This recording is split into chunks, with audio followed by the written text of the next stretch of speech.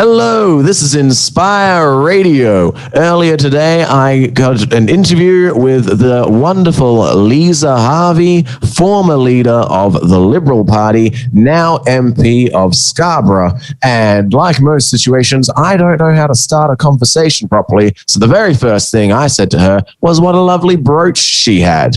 Here it is. Enjoy. This is a Rotary Paul Harris Award. Right. So my Rotary Club of Scarborough gave me that as in recognition of a couple of things that I did for them, which was when the Scarborough Foreshore redevelopment was in place, I insisted that they save the clock tower. Oh, cool. Which was the Scarborough Rotary clock tower from when we turned 150 or 175 years old, one of those anniversaries. So, and then the other thing I did was their big fundraiser that they have at the Karrinyup Shopping Centre car park. When Karrinyup Shopping Centre was getting redeveloped, I arranged a meeting between them and the management to make sure that they could find a space within the construction site to continue with their swap mart. Oh, cool. Because the funds from the swap mart go towards community stuff, but they also they sponsor some kids to go through school, you know, if they can't afford books and things. And they also do Wheelchair for Kids, which is an international program where they've now delivered thousands of wheelchairs to about, I think it's 60 third world countries. Yeah, wow. And they've customised the wheelchairs according to the kids and the villages and the terrain that they live in. Wow, that's so cool. It's amazing. It's amazing. So for a lot of these kids in some of these villages, they customise the wheelchairs so that they can expand as the children grow, so that they can have it for life. Cool. And it makes the difference between these kids being able to get to school, being able to even just get out of their house at all. Yeah. So it's a really, really awesome program. So that's why, I mean, I love Scarborough Rotary because of that involvement. Yeah. But to be able to help them with the swap mart, I mean, I felt a bit guilty because that's what you're meant to do as a member of parliament. You're meant to help people get things like that for the community. But they gave me a Paul Harris Fellowship, which was really, really kind of them. Yeah, it's nice to get a little bit of recognition for your work as well. Yeah, it is nice to get a thank you. Yeah. Cool. We're going to move on to this. We want to know a bit about your background before you went into politics. So I am the third child in a family of 6 children. Big family? Yeah, big family. I was born in Manjimup. My dad was a surveyor. He's now retired. He was basically, his job took us all the way around the state. So we were in camped in Roban, and Dad and his survey team were camped in Karratha with Mum. So it was 3 surveyors, 3 survey hands, my mum, and 4 kids in a caravan in the middle of the desert. And that basically, my dad and all of the surveyors pegged out the town boundaries for Karratha, pegged out where the roads and the lots were going to be. And then as we moved out on the dirt track, all of the construction crews moved in and built what is now the bustling metropolis of Karratha. Oh, cool. So, we were in Broome in the 70s. We were at Ord Stage 1. Dad surveyed all the horticultural lots around the Ord River Dam. So, and then when we were in Port Hedland in the 70s for 3 years, went through Cyclone Joan there, which was a pretty huge event as a child. Yeah. Very huge event. And then once my brother was getting to the stage of needing to go to high school, my parents made the very wise decision to get out of Port Hedland. Yeah. At that time in the 70s, Port Hedland was a pretty rugged place. Yeah, I went there as for year 4 in school, and it was still pretty rugged nowadays. Yeah, it's a pretty harsh place. So we moved down to Perth, settled in Thornley. Then I went to Mercedes College, went from there to uni. Studied a science degree for 3 years, but didn't achieve much. Had a lot of fun, which is probably too much fun. Then I travelled, worked in a roadhouse for 6 months, and then went over to Canada, worked as a nanny for a year. Then went to Melbourne, worked in a childcare centre, and then got a job at Qantas. And when I was at Qantas, I met my late husband, Hal Harvey, and he had a tackle shop, family business that had been in his family for 3 generations. And so I got involved in the business at that time as well, working part-time for Qantas, full-time in the business. Then we built up the business from 1 shop in Scarborough to having 6 across the state. We're now, that family business is now down to 2 businesses. But during that time, I started to get involved in local politics, and as you do in business, trying to manage staff and paying tax and filling in forms for bureaucracy and getting planning approval for things. And that was all my stuff that I had to do. And I started to get a bit impatient with it and ended up joining the Liberal Party in 2005. And when the seat of Scarborough came up, I was asked to run for it. So I ran for it and was successful, which was a bit of a problem for the business because I had to replace myself. And then from there, I basically, became the member for Scarborough, was promoted to parliamentary secretary in 2010, became police minister in 2012, and then went on to become deputy premier. Lost government in March 2017, and I was deputy leader and then leader of the Liberal Party, and now I'm back to being the member for Scarborough, which is quite good. Yeah, cool. But along the way, I've got a stepdaughter, Sarah. She's married to Shane, and 3 children, 3 grandies. Riley, who's just started high school, Orlando and Poppy, who are 7 and 5. And my 2 children, Elizabeth will be 21 in June, and Jack will be 19 tomorrow. Oh, wow. Yeah. Happy birthday, Jack. Yeah, thank you. But in 2011, was when Hal was diagnosed with pancreatic cancer. Mm-hmm. So he had a 3.5 centimetre tumour on his pancreas that they couldn't remove because it had wrapped around the blood vessels. So we fought that as a family for 3.5 years. Oh, goodness. And then he passed away in 2014, which was my kids were 12 and 14 at the time, the ones at home. So it's been a pretty traumatic and difficult ride, but we're good. The kids. It was a really tough time for all of us, but we're in a good place now. Oh, nice. Oh, good to hear. Yeah. Now, traveling around with such a small living space with 6 children, your mother must be a bit of a trooper. She's amazing. Yeah. So, and it was a water scarce place. You can imagine the desert. Yeah. So Mum actually had this little washing machine that was about as big as a football and it would hold 1 sheet. Right. And she would wash each sheet and do the washing with a teaspoon of laundry detergent and a cup of water. And she'd have to rotate it like 50 times in one direction, 50 times in the other direction. So by the end of laundry day, she'd be jacked. She was very, very strong, but she...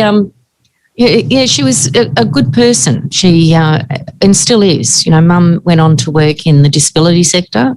Oh, cool. She was a teacher's aide at Belmay Special School or Belmay Primary School in Belmont and at Carson Street in Vic Park. So she's a good person. Still volunteering. She and my dad. Yeah, wicked. Oh, cool. And Dad, he started out as a cadet surveyor. Supporting a young family and retired as Surveyor General after 40 years in the public service, which is... Really? Yeah. I'm a layman, so I have no idea between cadet and general. So a cadet is like a trainee. Yeah. Where he went to what was then Perth Tech, which is now TAFE. Right.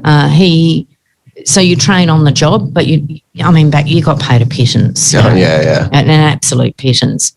So that was why he kept on going around the state because he had to. The cadets were tasked to another surveyor, and they had to train on the job, if you like, while they were getting paid a very small amount of money by the Department of Lands and Surveys, as it was then. Yeah, and when he was a cadet, he would have had you guys as a family and all that. He had young children while he was training. So wow. It was pretty amazing that the way that they kept us all together through all of that time. Yeah. And then retiring as Surveyor General, that's like the departmental head for the Department of Lands and Surveys. Oh, cool. Yeah, so I'm pretty proud of my dad. He kept studying all the way through, kept adding to his achievements. It was brilliant. How far are we from Father's Day now? Oh, a long way. It's in September. Oh, okay. We've got some time to plan something special for Dad, eh? Oh, yeah, that'd be cool. Yeah.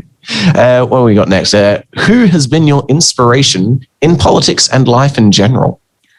Yeah, I've had lots of people that I find to be really inspiring. I went to an all-girls school, and I've got to say some of the teachers I had there and the principal, she's Sister Molly now, but she used to be Sister Assisium back then, and also Miss Hussey, Penny Hussey. She was my biology teacher, geography teacher. She really inspired me because she'd come into lessons and she'd have slides of all of the geographical things she was trying to explain to us because she'd been there. Oh, cool! So that was actually pretty exciting to have a teacher like that. Yeah, nice. And Sister Assisium, I know of so many girls that she personally just helped. girls who had terrible home life, and she paid for them to live in an apartment near the school so that they could complete their education. And many of those women are very successful women in our society, and they owe that to Sister Molly, Sister Assisian. Oh, cool. And then you've gone on to help volunteer at schools and children's institutions and such, and then gone into politics. So absolutely. Fantastic. Yes. This third one, I like it. It's a typo. Who are you supports? I mean, we can figure that out together. So I'm really, really lucky to have a very tight, close-knit family. So throughout all of the time that my late husband was ill, I had my parents, my 4 sisters, my brother, my in-laws as well, and I've still got a really good, close-knit collection of friends who've been my friends since I was 13 years old. Yeah. Oh, cool. So girls I met in year 8 at high school, and we have been really supportive of each other through all of these life events. We've all had them because we're 54 this year, so we've all had plenty of life events that we've needed to support each other through over that time. Oh, cool. Have they also gone into community works and politic works? Yeah, they're all amazing women. One of them's very senior in the health department in thoracic medicine. One's partner in a workers' comp rehabilitation firm. One's she's gone back to study to be a child psychologist. She lives in the UK though at the moment, so we haven't seen her for a while. One's a university lecturer. One's an accountant in a big mining firm. So lots of achievers, and all of them have children, and they've all been great volunteers at the schools and all of the things to do with their kids, sporting groups, that kind of thing. Cool. Yeah. Oh, brilliant. It's really cool that you've got so many powerful and driven women in your life, because you're also the Minister for Women's Interests, aren't you? I was Minister for Women's Interests in the Barnett government, but now in opposition you have what you call shadow portfolios, where you shadow off a government position. So my portfolios are multicultural affairs and citizenship, mental health, I think I wrote down what the website says. Jobs and a couple of other things. Yeah, state development, trade, local jobs, mental health, citizenship, and multicultural affairs. Yes. Yeah. I did a little bit of research and threw a pen at myself. Yeah. Well, they're all areas that I love. I love multicultural affairs. I just think that we are a massive success story when it comes to multiculturalism. Yeah. And, when you have a look at how rich and diverse our culture is, and the various different events that you can go to and have fun at. Yeah, absolutely. It's just 40 years ago in Perth, we were pretty dry. It was pretty much board shorts and football. That's about it. Where now you have a look at it, we have, Harmony Day, and we have festivals. We've got NAIDOC Week. We've got, lots of celebrations of the various different cultures, including the original traditional owners. So it's a fairly exciting time to be living in Perth. Good state. And mental health, something that's really important to me as well. Yeah, it's very important to us here at the station. Mental health is our sort of foundation of what's the word I'm looking for? Foundation of where we try and strive to help people out. It's our number one goal is to improve the mental health and provide support for our community on that front. Yeah, well, the policy that I put together for us going into the election was a policy around significantly boosting peer-supported programs and, around the Prevent, Support, Heal campaign that the WA mental health advocacy groups have been calling for, because, programs like you run here at Inspire, the support networks that you provide, and people with lived experience, providing peer support and mental health support. That is the big chunk that's missing from funding in the mental health pie. We've got a big focus here on tertiary hospitals and emergency care and all of that sort of thing. But what we need is to front end the effort to keep people out of hospital. Because the worst place to be if you're having a mental health crisis is in an emergency ward in a hospital. I mean, if you want to get re-traumatised, that's the best place to go, right? Yeah, they're two pretty bleak places. Yeah. I went down to St. Alma's. And it's not a fun experience. No, it's not. And they're lovely people. It's not that the staff aren't there making it as best as they can. It's just that sort of environment, knowing that's where you're at is, you know, you're in an institution. It almost feels like a last resort, and it can get a bit hopeless at that point. Well, and you don't want people to get to the point where you need to be in that care. Yeah. No, if you provide the supported programs prior to that occurring, you know, I mean, even just from a public health perspective, you save bucket loads of money, but you also save all of that downtime and trauma for the individual with the mental health issue. Mm-hmm. Yeah, that's what they say. Whatever it might be. You know, if we're allowing people to get to crisis point, we've left it too long. Yeah, an ounce of prevention over a pound of cure. 100%, and that's where our policy was focused. So I'm pretty proud of it. I think it's awesome, heading in the right direction. Congrats. What do you do for self-care? That's great. We just came from self-care, so. I do a lot of things. I have a very big German Shepherd called Rumble. And he needs to be walked twice a day because he's, lucky me, I've got a dog with anxiety. So walking him twice a day is very effective in helping him stay sensible and manageable. Yeah. And I like the beach. I live near the beach for a reason, because I like to go there, and I find that the beach is very soothing for me. I spend time with my family and my friends, and my partner, Andrew, who's really my fiance. Actually, we're waiting for the border wars to end so that we can have a wedding with all of our friends from interstate at it. But I spend time with him, and we spend time together, and that really helps me. Brilliant. Did you do anything special for Valentine's Day? We did, actually. I took him out to dinner to this new Italian restaurant in Chinton Park, which was Mosman Park, which was very nice. Yeah, very cool. Goodness. Because he does all the cooking, you see, so I thought I'd better take him out to dinner for Valentine's Day. That's right. Brilliant. Cool. Oh, what was I just thinking about the beach a minute ago? Yeah, it's a very Aussie thing, the beach. I find I meet a lot of people who really love the beach. Yeah. That's what I want to talk about. The wedding happening when the borders will come down. It just reminded me of my cousin. She got married recently, used the lockdown as an excuse to not invite too many people. I was like, it's all right, you can't make it, lockdown. Oh, oops.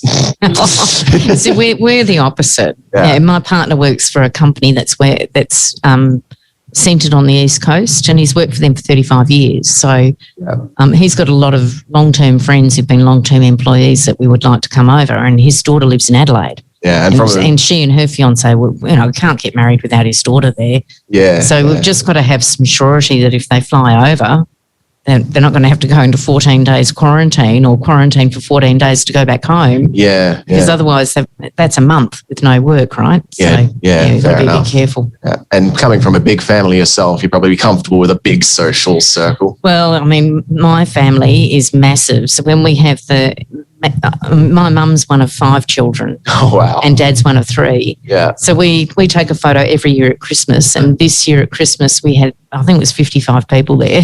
Wow. It's cool.